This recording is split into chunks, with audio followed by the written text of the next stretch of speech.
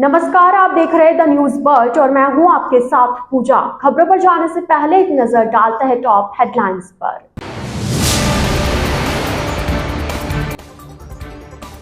100 दिन कार्य योजना पर बोले कलेक्टर, वन भूमि पर कोई अतिक्रमण नहीं होने दिया जाएगा।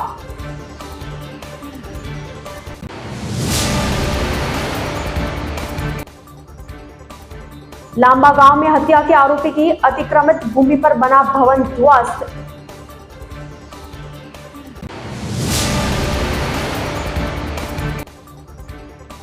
ओपीएस की मांग को लेकर रेल कर्मियों का कर्मिक अनशन चौथे दिन भी जारी।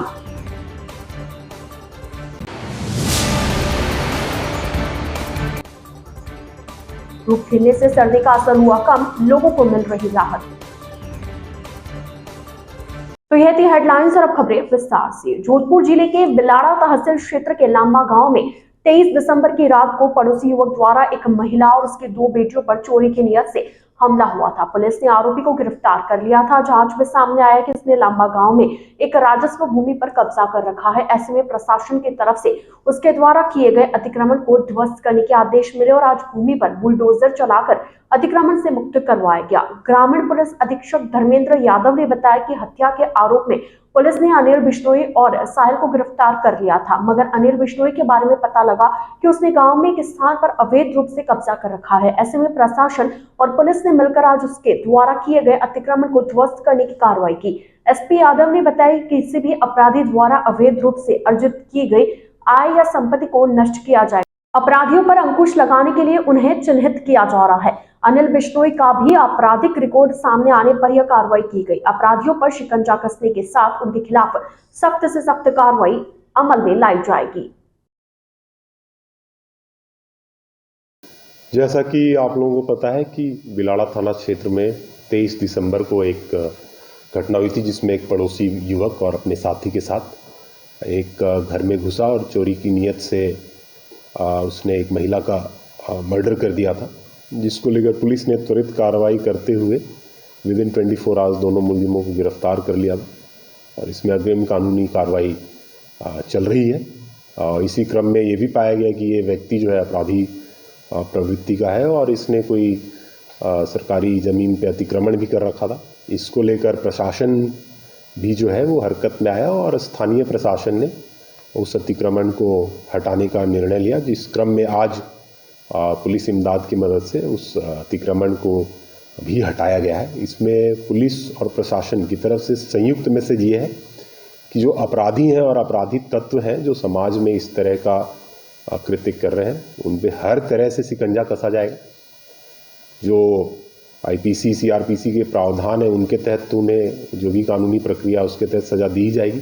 इसके अलावा भी जो समाज में एक वर्चस्व बनाते हैं और अन्य तरीक़ों से भी समाज में अपना एक दबदबा बनाते हैं, दबंगई करते हैं, उसके खिलाफ भी कार्रवाई किया जाएगा। और इसमें एक और मैसेज है कि पुलिस और प्रशासन संयुक्त रूप से ऐसे अपराधियों के खिलाफ कड़ी कार्रवाई करेगी।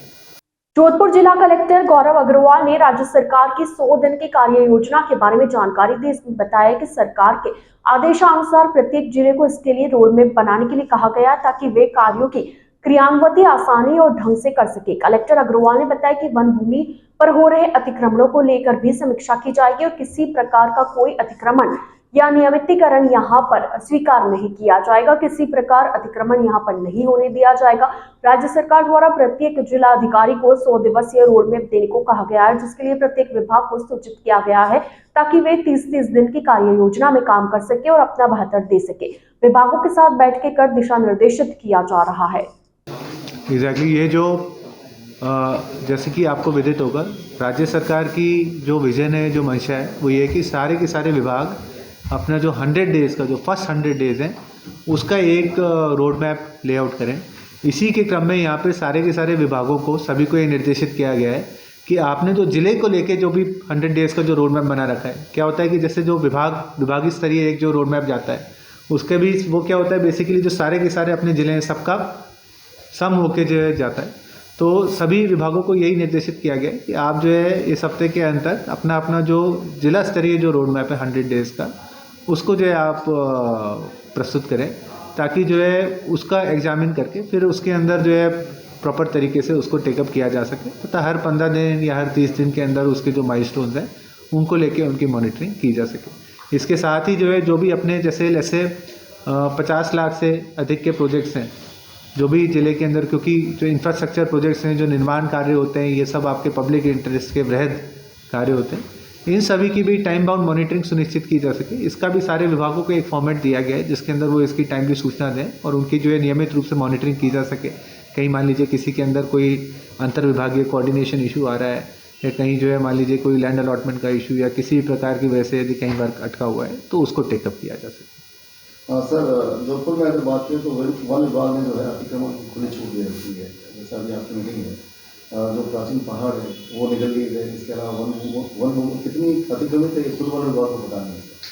इसको लेकर क्या स्टेप्स रहेंगे? इसके अंदर जैसा कि आप सबको विदित है ही है कि वन विभाग की जो भूमि होती है वो पूरी तरह से अक्षुण्ण होती है, वो पूरी तरह से एक प्रतिबंधित श्रेणी के अंदर आती है। उस भूमि के ऊपर कोई भी नियमितीकरण नहीं हो सकता, उस भूमि के अंदर कोई भी अतिक्रमण कभी भी नियमितीकरण नहीं हो सकता। इसलिए उसके जितने भी अतिक्रमण हैं उनको चरण wise step by step manner के अंदर चरणबद्ध तरीके से समयबद्ध तरीके से उनको हटाया जा सके, इसी के लिए पूरा की पूरा प्रयास रहेगा। और इसमें आपको विदित भी होगा कि माननीय उच्च न्यायालय के अंदर भी एक रिट चल रही है जिसके अंदर वन विभाग और जो अन्य 3-4 विभाग हैं सभी को साथ में कोऑर्डिनेट करके जो आपने जो अभी बताए उन एरियाज़ के अंदर, उनके अलावा भी अन्य एरियाज़ के अंदर भी अतिक्रमण हटाने के लिए निर्देशित किया गया है। इसकी भी समय समय पर समीक्षा बैठक ऑर्गेनाइज करके त्वरित कार्रवाई जो है करवाई जाएगी। सर, एक अतिक्रमण हटाने की कार्रवाई लांबा ग्राम में हो रही है। एक आरोपी है, हत्याता आरोपी, उसके परिवार की जो भूमि है उसे अतिक्रमण मांग हटाया गया। ऐसे सैकड़ों जमीनें जो है उसी गाँव में चिन्हित है, लेकिन इसी को क्यों चुना गया? देखिए, मैंने तो जस्ट अभी ज्वाइन किया है, मुझे इस मैटर की इन डेप्थ जानकारी नहीं है और मैं इसकी जानकारी करके आपको कुछ बता पाऊँ। जोधपुर जिले के बिलाड़ा स्थित भावी गांव में 10 घरों में रात के समय लाखों की चोरी के आरोपियों को पुलिस ने अब गिरफ्तार कर लिया है, जिसमें एक आरोपी बाड़मेर जिले में हिस्ट्री शीटर है। ग्रामीण पुलिस अधीक्षक धर्मेंद्र सिंह यादव ने बताया कि भावी में 7 जनवरी की रात्रि को अज्ञात चोरों द्वारा करीबन 10 घरों से हजारों रुपए नकदी एवं सोने चांदी के जेवरात चोरी कर लिए गए थे। पुलिस ने प्रकरण में अब 2 आरोपियों बाड़मेर जिले के शिव थाना अंतर्गत कानासर निवासी बिरमाराम पुत्र राणाराम एवं चित्रोली चोचरा बाड़मेर निवासी भगाराम पुत्र कनाराम जाट को बाड़मेर ग्रामीण के देवाराम पुत्र भारूराम मेघवाल को गिरफ्तार कर लिया। ये लोग रात को भागते समय लोगों को नजर आ गए थे, तब पुलिस को सूचना दी गई और उन्हें पकड़ लिया गया।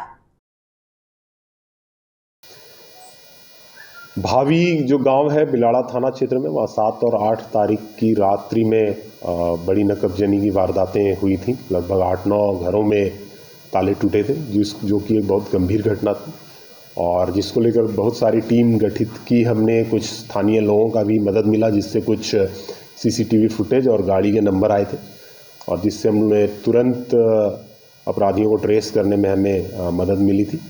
और इसमें दर्जन भर लगभग चोरियां जो हैं अभी तक खुल चुकी हैं और इनसे आगे भी अभी पूछताछ जारी है, जिसमें जैसलमेर ज़िले, बाड़मेर ज़िले की भी चोरियां हैं, अन्य थाना क्षेत्र कमिश्नरेट की भी और ग्रामीण ज़िले के भी विभिन्न थाना क्षेत्र की जो है इसमें चोरियों का खुलासा हुआ है। इसमें जो मुख्य मुलजिम है बिरमाराम, जो कि बाड़मेर का रहने वाला है और वहाँ का हिस्ट्री शीटर भी है और इसमें इसके खिलाफ पूर्व में राजपासा के तहत भी कानूनी प्रक्रिया चलाई गई थी। और दूसरा जो इसमें है वो भगाराम, जो अभी अरेस्ट हुआ है, वो भी शिव थाना क्षेत्र बाड़मेर का रहने वाला है और इसमें भाग दौड़ के समय इन अपराधियों को चोट भी आई थी। पकड़ने के समय पुलिस से भागना चाह रहे थे, जिसमें गिरने पड़ने से इनके पैर में चोट भी आई है और ये अभी इनका इलाज भी चल रहा है। पुरानी पेंशन योजना बहाली के लिए संयुक्त प्रपत्र के बैनर तले रेलवे मजदूर संगठनों का क्रमिक अनशन गुरुवार को चौथे दिन भी रेलवे स्टेशन के बाहर जारी रहा। धरने पर कई लोगों ने भूख हड़ताल में बैठकर पुरानी पेंशन योजना लागू करने की मांग की। North western railway employees union के मंडल सचिव मनोज कुमार परिहार ने बताया कि नई पेंशन योजना में फैमिली पेंशन का कोई नियम नहीं है, जबकि पुरानी पेंशन में फैमिली पेंशन का प्रावधान है। यूनियन के मंडल अध्यक्ष महेंद्र व्यास ने बताया कि नई पेंशन स्कीम में जो हर माह 10% कटौती कर्मचारी से 14% सरकार द्वारा राशि जमा करवाई जाती है, उसका भी 25% तक पीएफ से लोन के रूप में निकासी की जा सकती है, जबकि पुरानी पेंशन स्कीम 90% तक जमा राशि में से पीएफ लोन के रूप में निकासी की जा सकती थी। वहीं यूपीआरएमएस के कार्यवाहक जोनल महासचिव अजय शर्मा, मंडल सचिव एनजे सिंह, मंडल अध्यक्ष तोडाराम गुर्जर ने बताया कि यूपीआरएमएस की ओर से 11 जनवरी तक क्रमिक अनशन किया जाएगा। प्रतिदिन अलग अलग ब्रांच के पदाधिकारी और कार्यकर्ता क्रमिक भूख हड़ताल पर बैठे रहेंगे।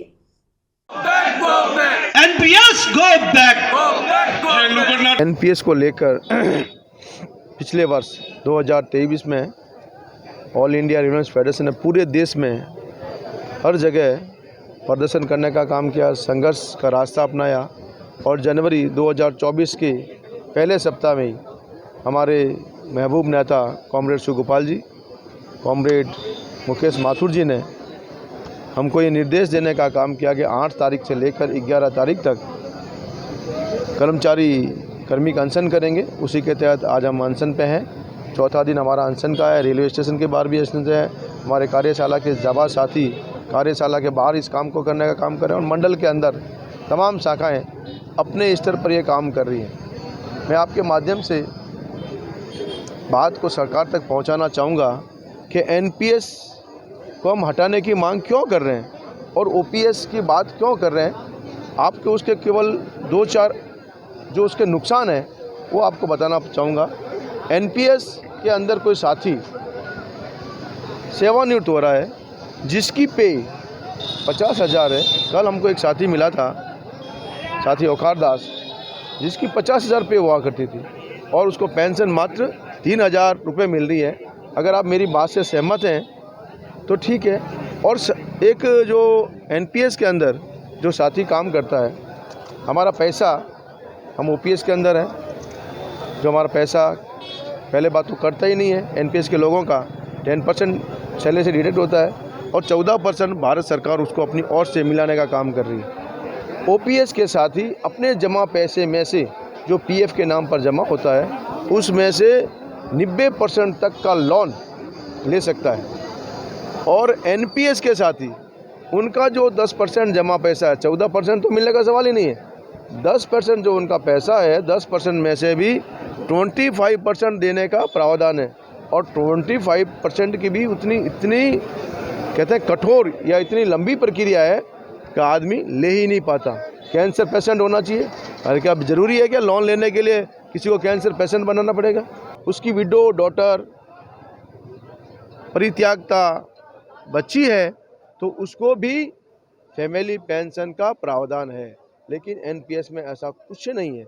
एनपीएस बहुत बड़ा कहते हैं जहर की तरह है।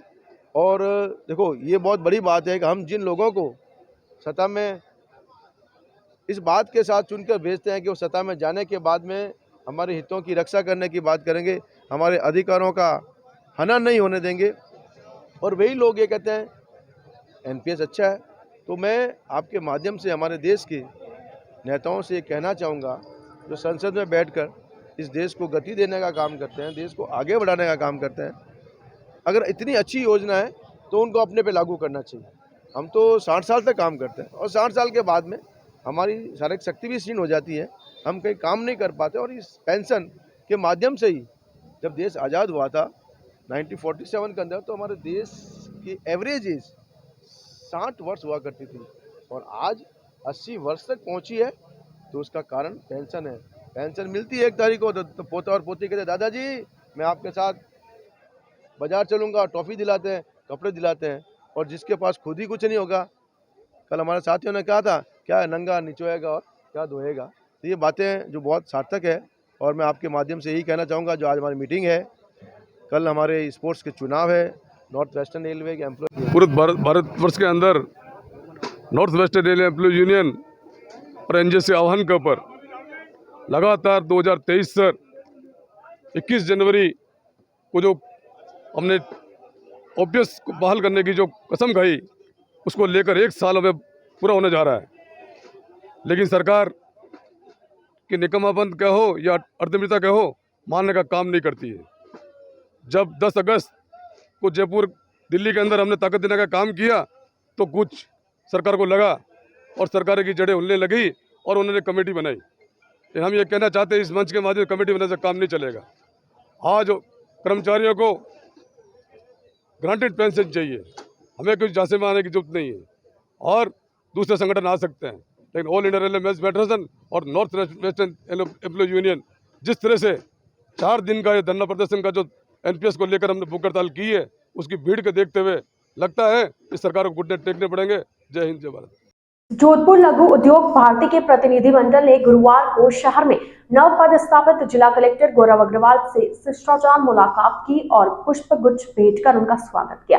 प्रतिनिधिमंडल ने जिला कलेक्टर से 24 जनवरी से 4 फरवरी तक आयोजित होने वाले पश्चिमी राजस्थान उद्योग हस्तशिल्प उत्सव 2024 की तैयारी पर विस्तार से चर्चा की। लघु उद्योग भारती के राष्ट्रीय अध्यक्ष घनश्याम ओझा ने जिला कलेक्टर गौरव अग्रवाल को मेले के संबंध में विस्तार से जानकारी दी। मेला संयोजक महावीर चोपड़ा ने जिला कलेक्टर को मेले के संबंध में अब तक की गई तैयारी के संबंध में बताया। जिला कलेक्टर गौरव अग्रवाल ने लघु उद्योग भारती के प्रतिनिधि मंडल का आभार जताया। साथ ही मेले को भव्य रूप से आयोजित करने में जिला प्रशासन की ओर से हर संभव सहयोग का विश्वास दिलाया। जिला कलेक्टर ने मेले की नोडल एजेंसी लघु उद्योग भारती के सानिध्य में आगामी सप्ताह उत्सव से संबंधित बैठक का आयोजन करने की बात कही। साथ ही उत्सव को लेकर संबंधित विभाग के अधिकारियों को लेकर आवश्यक निर्देश दिए। इस दौरान उद्योगों से संबंधित विभिन्न विषयों पर समस्या एवं सुझाव पर चर्चा की गई। 67वीं राष्ट्रीय विद्यालय स्तरीय तैराकी प्रतियोगिता 3 जनवरी से 9 जनवरी तक नई दिल्ली के तालकटोरा स्थित अंतर्राष्ट्रीय तरणताल पर आयोजित हुई। इसमें जोधपुर की जलपरी ने अपना सर्वश्रेष्ठ प्रदर्शन करते हुए 1 स्वर्ण सहित कुल 4 पदक प्राप्त किए। योगिया सिंह ने 200 मीटर फ्री स्टाइल में स्वर्ण पदक, 50 मीटर फ्री स्टाइल और 4 गुना 100 मीटर मेडल रिले में रजत पदक और 100 मीटर फ्री स्टाइल में कांस्य पदक प्राप्त किया। इसके साथ ही योगिया सिंह की अगुवाई में उनकी टीम सीबीएसई पहली बार उपविजेता बनी। योगिया वर्तमान में बेंगलुरु स्थित डॉल्फिन एकेडमी में द्रोणाचार्य अवार्ड प्राप्त कोच निहार अमीन व युर्वेश दुबे से प्रशिक्षण प्राप्त कर रही है। वहीं योगिया सिंह के जोधपुर पहुंचने पर विनोद आचार्य, हेमंत शर्मा, गौरव सांखला, सुनील गौड़, डॉक्टर कुलदीप तिवारी, नरेंद्र जोशी, जिला तैराकी संघ के अध्यक्ष छोटू सिंह, सचिव लक्ष्मण सिंह आदि खेल प्रेमियों ने स्वागत किया। इस अवसर पर योगिया सिंह ने कहा कि उन्हें मेडल प्राप्त कर खुशी हुई और उनका श्रेय उन्होंने अपने गुरुजन को दिया, जिनके मार्गदर्शन से यह संभव हो पाया।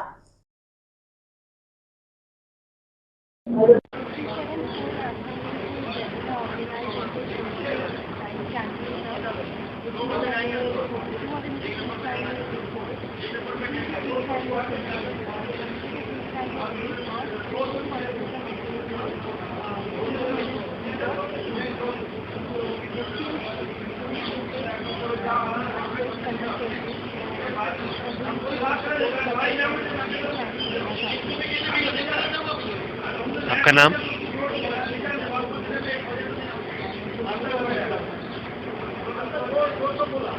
द न्यूज बर्ड के इस बुलेटिन में फिलहाल वक्त हो चला एक छोटे से ब्रेक का। ब्रेक के बाद जल्द हाजिर होंगे। आप बने रहिए द न्यूज बर्ड के साथ।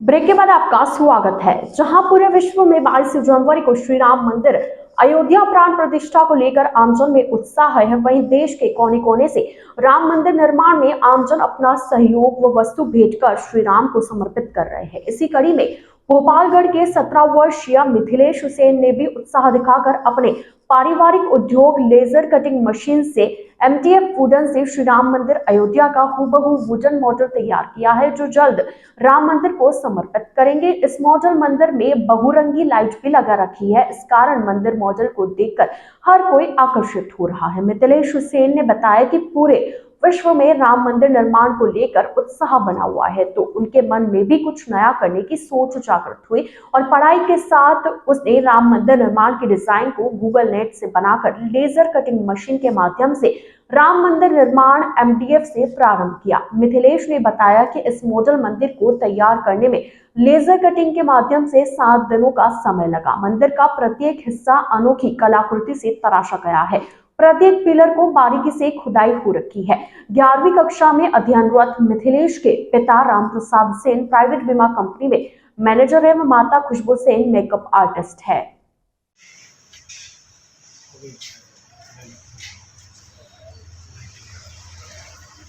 नमस्ते, मेरा नाम मिथिलेश सेन है और मैंने अपनी दुकान पर राम मंदिर तैयार किया है, जो हूबहू एकदम जैसा राम मंदिर अयोध्या में बन रहा है वैसा बनाया है।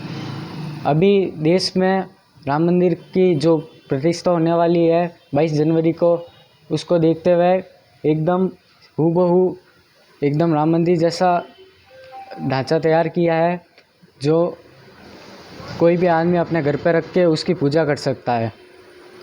किस चीज़ से बना है? ये MDF से बना हुआ है, जो एक तरह की लकड़ी आती है और इसको बनाने में मेरे को बहुत समय लगा। जैसे कि अभी राम मंदिर बन के तैयार नहीं हुआ है, तो गूगल के माध्यम से देख के मैंने ये डिज़ाइन तैयार की है, जिसमें मेरे को कम से कम 2 हफ्ते लगे। और प्रेरणा कहाँ से मिली? ये प्रेरणा मेरे को अभी देश में जितनी चर्चा हो रही है उनको देख के मिली। जोधपुर टेवरे स्थित गीता धाम गुरुकुल विद्या मंदिर में वार्षिक खेलकूद प्रतियोगिता का भव्य शुभारंभ किया गया। शारीरिक शिक्षक कुंदन सिंह राठौर ने बताया कि कक्षा 6ठी से 12वीं तक के छात्रों के 4 दल बनाए गए, जिसमें कबड्डी, वॉलीबॉल, क्रिकेट, कुश्ती के साथ साथ ट्रैक एंड फील्ड की प्रतियोगिताएं होंगी। प्रतियोगिता का शुभारंभ उप प्रधानाचार्य सुनील दत्त बिस्सा ने ध्वजारोहण के साथ किया। इस अवसर पर अध्यापिका सुश्री निर्मा वैष्णव ने खिलाड़ियों को खेल की भावना से खेलने की शपथ दिलवाई। दल प्रभारी के रूप में शांति चौधरी, सुरेश दास, रोहित शर्मा, दिलीप सिंह, दयानंद कुमार, प्रकाश देवड़ा, ओम प्रकाश सियोल, दिनेश कुमार और मनीष पाठी के साथ सभी अध्यापक उपस्थित रहे। प्रतियोगिता का समापन 14 जनवरी को होगा। जोधपुर रातानाड़ा महिला मंडली द्वारा अयोध्या से आए अक्षत का घर घर वितरण कर निमंत्रण दिया जा रहा है। महिला मंडली की सीमा सांखला ने बताया कि ढोल थाली के साथ सजी धजी महिलाएं हाथों में भगवा ध्वज लेकर निमंत्रण दे रही है। इस दौरान राम भक्तों का दूध, पकौड़े, चाय की मुनहार के साथ पुष्प वर्षा कर राम का नाम दुपट्टा पहनाकर स्वागत किया गया। इस अवसर पर शारदा चौधरी, लीला चौधरी, अरुणा कच्छावाहा, मंजुलता गोस्वामी, सुरेंद्र कंवर, आशा बाहेती और महिला मंडली ने सहभागिता निभाई।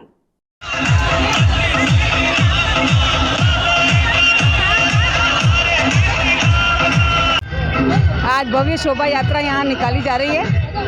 अरोड़ा खत्री समाज और वुमेन्स पावर ऑफ बड़ौदा की तरफ से हमारे साथ भव्य शोभा यात्रा में संत श्री परमहंस महाराज श्री राम प्रसाद जी महाराज होंगे और प्रथम बलिदानी कार सेवक डॉक्टर महेंद्र नाथ अरोड़ा जी के परिवार वाले भी होंगे। हमें बहुत गर्व है, हम उनका सम्मान करेंगे और 22 जनवरी के लिए हम निमंत्रण पीले चावल दे रहे हैं। सब खुशियां मनाएं।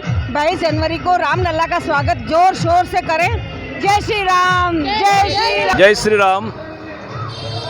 भगवान श्री राम का अयोध्या में भव्य मंदिर पोष शुक्ल द्वादशी 22 जनवरी के दिन मंदिर निर्माण हो रहा है। भगवान श्री राम लला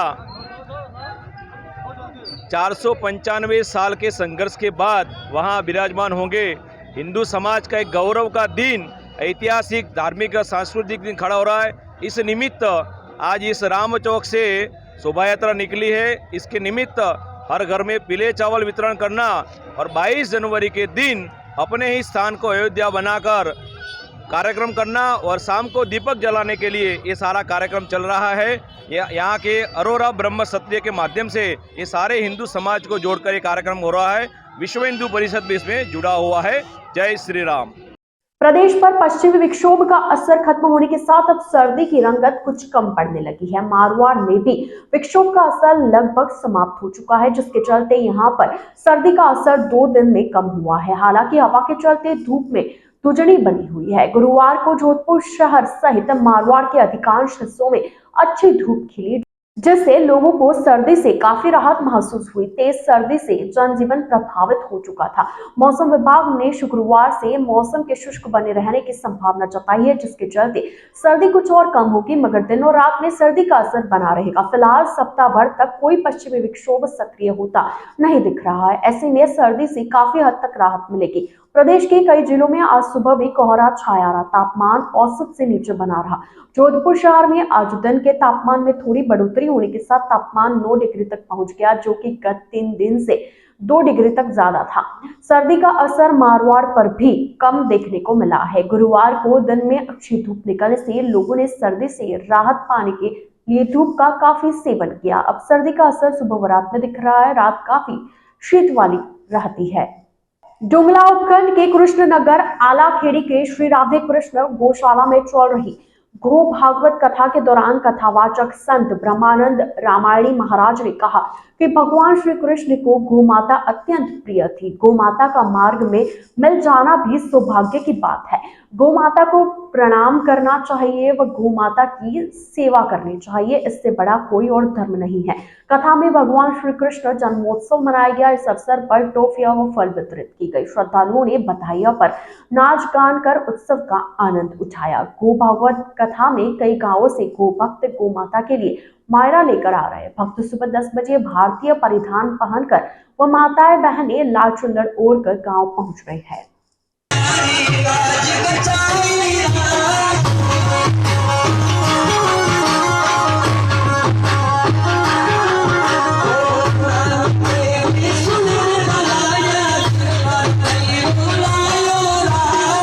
राजस्थान सरकार के नवनियुक्त सहकारिता व नागरिक उड्डयन मंत्री गौतम दत्त का मंत्री बनने पर प्रथम बार लुंडदा आने पर कानोड़ व कैलेश्वर मंडल के कार्यकर्ताओं ने ढोल नगाड़ों व आतिशबाजी के साथ माला बनाकर भव्य स्वागत किया।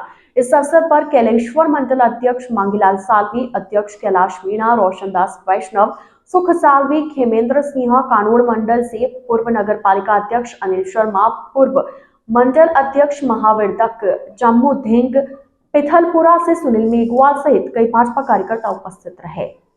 टुंगला बड़ी सादड़ी विधानसभा क्षेत्र से नवनिर्वाचित भाजपा विधायक और सहकारिता मंत्री गौतम दत्त का सेठवाना गांव में पहुंचने पर ग्रामीणों द्वारा भव्य स्वागत किया गया। सहकारिता मंत्री दत्त ने सेठवाना के ग्रामीणों का आभार व्यक्त करते हुए कहा कि क्षेत्र में विकास की कोई कमी नहीं होगी। इसके साथ ही राजकीय उच्च माध्यमिक विद्यालय सेठवाना में पहुंचे, जहां पर विद्यालय परिवार और विद्यालय के स्टाफ द्वारा सहकारिता मंत्री दत्त का माला और उपना पहनाकर स्वागत किया गया और विद्यालय में शिक्षकों की कमी को लेकर चर्चा की। मंत्री दत्त द्वारा जल्द ही नए शिक्षकों को नियुक्ति करवाने का आश्वासन दिया गया। कार्यक्रम में भाजपा पूर्व मंडल अध्यक्ष नरेंद्र सिंह भुरकिया, देलवास ग्राम पंचायत सरपंच प्रतिनिधि गोपाल धाकर, रणवीर सिंह पराना, उकार फामड़ा सहित कई गणमान्य लोग उपस्थित रहे। जोधपुर शहर के प्रतापनगर स्थित गुरो का तालाब क्षेत्र में रहने वाले भारतीय सेना से सेवानिवृत्त सैन्य कर्मी को बिटकॉइन में मोटे मुनाफे का लालच देकर 18,14,000 की ठगी करने वाले शातिर को पुलिस गुजरात के सूरत शहर से गिरफ्तार कर लाई है। आरोपी से धोखाधड़ी के इस केस में अब गहन पूछताछ की जा रही है। कई और ठग के प्रकरण भी खुलने की संभावना है। प्रतापनगर पुलिस ने बताया कि गत साल दिसंबर में मूलतः मथानिया के संतोड़ा खुर्द हाल गुरु का तालाब निवासी रामचंद्र पुत्र हनुमान राम जाट की तरफ से केस दर्ज करवाया गया था। इसमें बताया गया कि वर्ष 2023 में भारतीय सेना से सेवानिवृत्त हुए थे।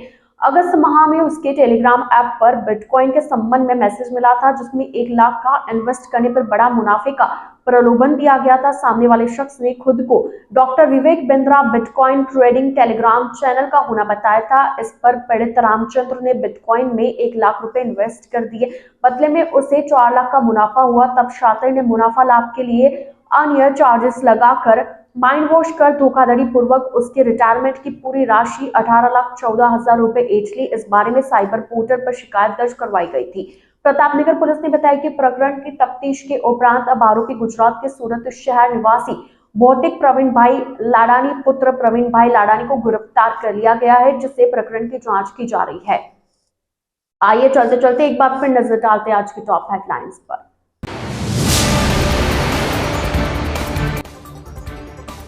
सौ दिन कार्य योजना पर बोले कलेक्टर, वन भूमि पर कोई अतिक्रमण नहीं होने दिया जाएगा।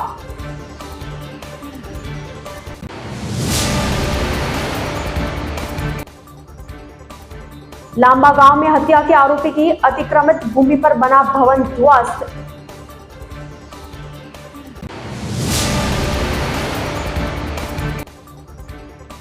ओपीएस की मांग को लेकर रेल कर्मियों का कर्मिक अनशन चौथे दिन भी जारी।